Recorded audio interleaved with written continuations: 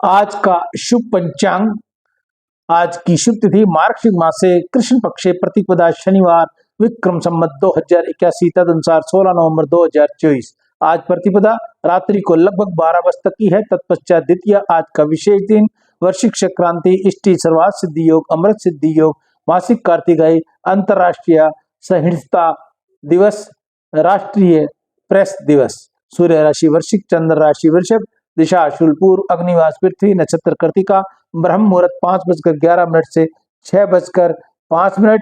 राहु काल का समय प्रातः 9 बजे से लेकर 10:30 बजे तक रहेगा। अभिजीत मुहूर्त लगभग 12 बजे से लेकर 12:50। कल रोहिणी व्रत, द्विपुष्कर योग। 18 नवंबर को भद्रा सर्वार्थ सिद्धि योग, अमृत सिद्धि योग, गणाधिपति संकटी चतुर्थी व्रत। 21 नवंबर को भद्रा गंडमूल रवि योग, सर्वार्थ सिद्धि योग, अमृत सिद्धि योग, गुरु पुष्प योग। 22 नवंबर को काल भैरव जयंती, 23 नवंबर को श्री काल भैरव अष्टमी, 24 नवंबर को सर्वार्थ सिद्धि योग, 26 नवंबर को उत्पन्ना एकादशी व्रत, 28 नवंबर को प्रदोष व्रत, 30 नवंबर को 10 अमावस्या अन्नवाधान, 1 दिसंबर को विश्व एड्स दिवस, इष्टि, मार्गशीर अमावस्या, 3 दिसंबर को चंद्र दर्शन। बोलिए गंगा मैया की। मैं ईशु हरवानी हनुमानगढ़ टाउन राजस्थान से रोज आपको गंगा दर्शन लाइव व पंचांग सुनाता हूँ। तत्पश्चात शास्त्रों के कुछ शब्द, कुछ अध्याय का वर्णन करता हूँ।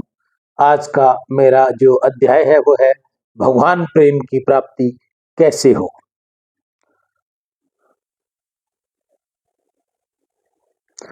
भगवान साक्षात प्रेम के स्वरूप हैं। प्रेमी, प्रेमापद और प्रेम एक ही है। जैसा भगवान बहुत प्रेमास्पद भक्त हुए प्रेमी और उसका परमात्मा पर जो संबंध है वह है प्रेम। यहाँ प्रेम, प्रेमी और प्रेमास्पद तीनों हुए। स्वरूप से तीन होते हुए भी वास्तव में तीनों एक ही हैं और तीनों ही चिन्मय हैं। चिन्मय प्रेम ही भगवान का स्वरूप है। हम लोगों का जो परस्पर का प्रेम है वह उसका प्रतिबिंब है। जैसे आकाश में चंद्रमा है और आईने में उसका प्रतिबिंब पड़ता है तो वह प्रतिबिंब चंद्रमा से ही है। सूक्ष्मता से ही विचार किया जाए तो वह भी एक चंद्रमा का ही स्वरूप है। उसका आधार जो है वह असली चंद्रमा है। उसी प्रकार संसार का परस्पर प्रेम उस परमात्मा के स्वरूप भूत प्रेम का प्रतिबिंब है, किंतु उसका मूल कारण परमात्मा ही है। परमात्मा चैतन्य है, उसका स्वरूप चेतन है और वह लौकिक प्रेम जड़ है, किंतु यह भगवान के उद्देश्य हो, भगवान के लिए हो, निष्काम भाव से हो, भगवान की प्राप्ति के लिए या भगवान से प्रेम होने के लिए या भगवान के आज्ञा पालने के लिए हो, तो जड़ होते हुए भी वह प्रेम चिन्मय है और भगवान में है। इसलिए हम लोग को परस्पर में खूब प्रेम बढ़ाना चाहिए। स्त्री का अपने पुत्र में, मनुष्य का धन में, कुटुंब में, अपने शरीर में जो प्रेम है वह प्रेम नहीं, वह तो आसक्ति है। जो हेतु को लेकर प्रेम है वह तो प्रेम नहीं, आसक्ति है। या योग कहो वह काम है, उसका जो फल है वह भगत प्राप्ति नहीं है।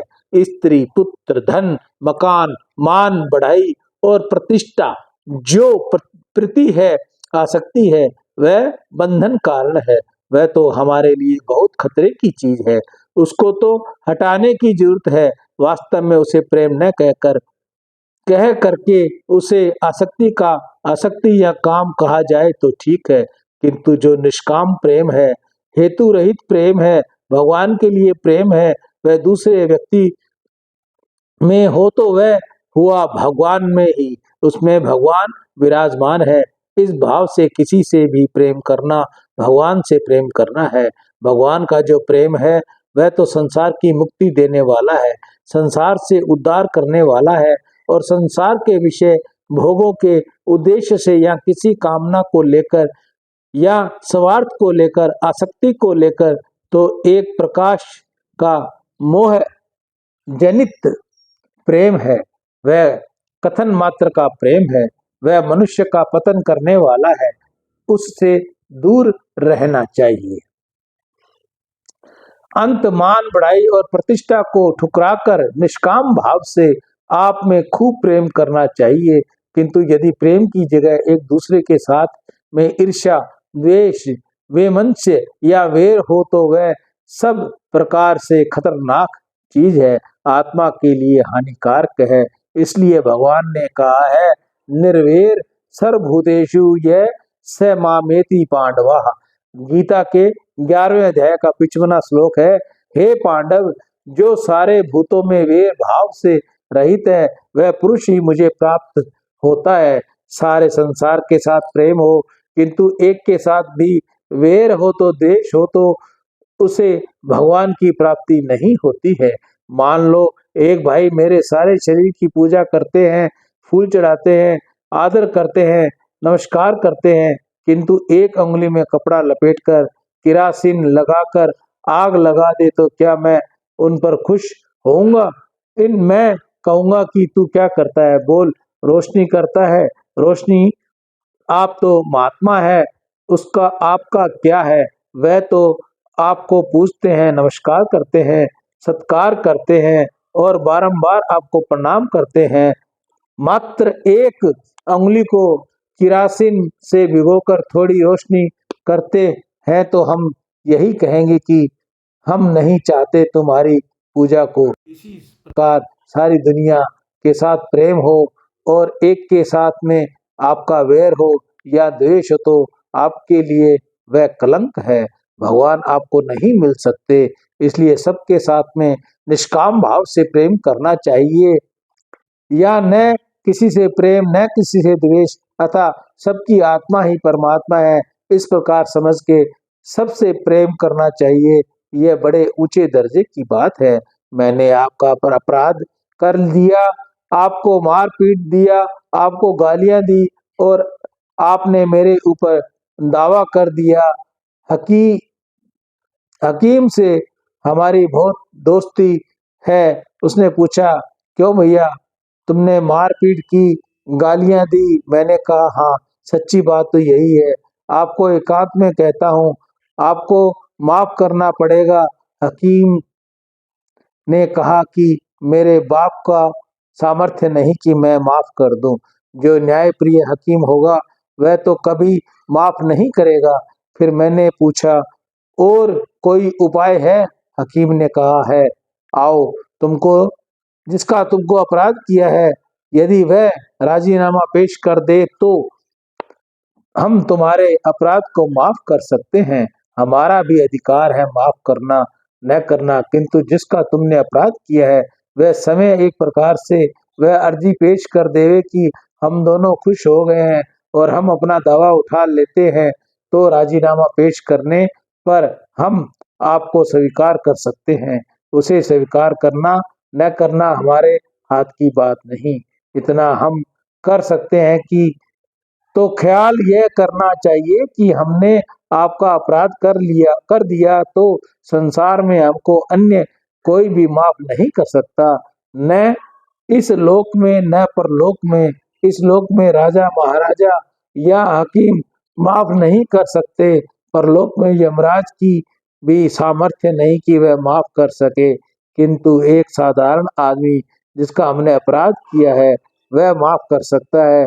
यदि वह माफ कर दे तो कोई भी दंड नहीं दे सकता। इससे हमको यह शिक्षा लेनी चाहिए कि किसी के साथ हमारी लड़ाई झगड़ा हो जावे तो उससे जाकर अपना अपराध माफ कर लेवे। यह मामूली सी बात है। आगे मामला बढ़ गया इस गवर्नमेंट के यहाँ तो भी मुश्किल है और लंबा चलेगा। लंबा मामला भगवान के यहाँ बढ़ जाए और भी मुश्किल, पर यहाँ तो मामूली सी बात है। माता बहने भाइयों से यही कहना है कि आप लोगों का किसी से भी किन चिन्ह मात्र भी वैमनस्य हो जावे, राग द्वेष हो जाए तो उसी समय उससे माफी मांगकर वही मामला खत्म कर देना चाहिए। ये बात बहुत ही दामी है। स्त्रियों में परस्पर कलह हो जावे, लड़ाई झगड़ा हो जाए और उन दोनों के बीच में बर्दाश्त करे, जो गम खाए वह उन दोनों से श्रेष्ठ है। जिससे अपराध हो गया वह अपने अपराध के लिए क्षमा प्रार्थना करे तो वह भी श्रेष्ठ है। और अपराध तो दूसरी स्त्री का हो और क्षमा प्रार्थना दूसरी स्त्री करे, अर्थात अपराध तो हुआ मेरा और क्षमा प्रार्थना कर रहे हो आप, तो आपका बहुत उच्च कोटि का महत्व है। इसलिए ज्यादा महत्व है कि बिना अपराध हुए आप माफी मांगे और परस्पर बेमनस्ता नहीं रखे। ये भाव भगवान के यहाँ बहुत ऊंची है। प्राय आपको ऐसा कार्य होता ही रहता है। उसमें एक मार्ग ऐसा है जो मुक्ति देने वाला है, दूसरा स्वर्ग की प्राप्ति करने वाला है, तीसरा नरक या स्वर्ग दोनों को न देने वाला और चौथा अधो अधो गति देने वाला है। ये चारों बातें खूब ध्यान देकर समझने की हैं। जैसे मुझको आपके ऊपर क्रोध आ गया, आप कहते हैं कि हमारे क्रोध में कारण हो गया, इसलिए मैं बड़ा अपराधी हूँ, आपको माफ करना ही पड़ेगा। आप दयालु हैं, मेरे अपराध की तरफ आप ख्याल न करके क्षमा कर दें और ये बतलाना चाहिए कि मेरे कौन सी क्रिया के कारण आपको क्रोध आया, तो भविष्य में मैं सावधान रहूंगा, एक प्रकार में मैं अपराध से बच सकूं। यह तो आपका भाव है, ये निष्काम और अहंकार रहित भाव है। इसका फल परमात्मा की प्राप्ति है। यदि ऐसा भाव मान बढ़ाई प्रतिष्ठा के लिए है तो इस लोक में आपकी कीर्ति होगी और मरने के बाद आपको स्वर्ग मिलेगा। ये मध्य श्रेणी की बात है। और तीसरी बात यह है, न तो आपका कोई अपराध है और न ही कोई आपको क्षमा प्रार्थना की है। अपराध तो मेरा है, आपका कोई अपराध ही नहीं, तो उस जगह आप मौन है। इस विषय में न आपको पुण्य है न पाप है, इसमें न आपके लिए स्वर्ग है न नरक है।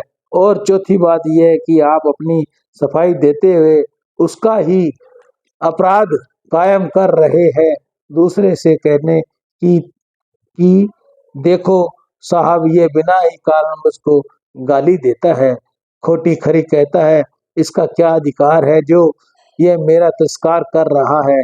यह आपके लिए बहुत ही नीच दर्जे की चीज है। ये व्यवहार आपका पतन करने वाला है।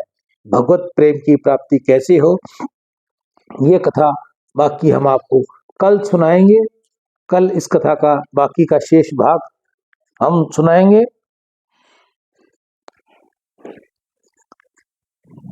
सियावर राम जय जय राम, मेरे प्रभु राम जय जय राम।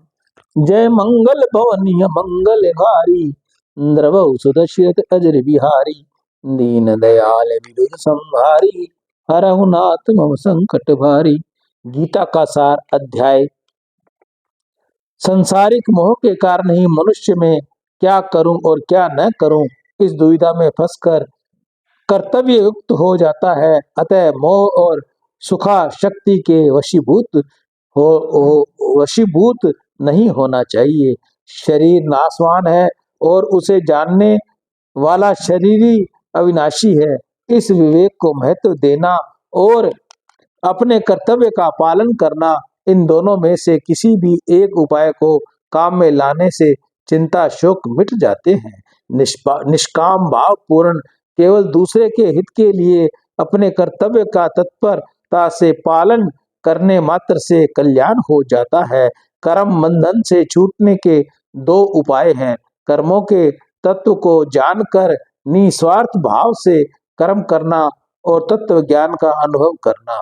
मनुष्य को अनुकूल प्रतिकूल परिस्थितियों के आने पर सुखी दुखी नहीं होना चाहिए, क्योंकि इनसे दुखी सुखी होने वाला मनुष्य संसार से ऊंचा उठकर परमात्मा आनंद का अनुभव नहीं कर सकता। किसी भी साधन से अंतःकरण में समता आनी चाहिए। समता आए बिना मनुष्य स्वार्थ निर्विकार नहीं हो सकता। सब कुछ भगवान ही है, ऐसा स्वीकार कर लेना सर्वश्रेष्ठ साधन है। अंतकालीन चिंतन के अनुसार ही जीव की गति होती है। अतः मनुष्य को हर दम भगवान का स्मरण करते हुए अपने कर्तव्य का पालन करना चाहिए, जिससे अंत काल में भगवान की प्राप्ति, भगवान की स्मृति बनी रहे। सियावर राम जय जय राम, मेरे प्रभु राम जय जय राम। जय मंगल भवन मंगलहारी, इंद्रवऊ सुदशरथ अजर बिहारी, दीन दयाल विश्वम्हारी, रघुनाथ संकट भारी। राम।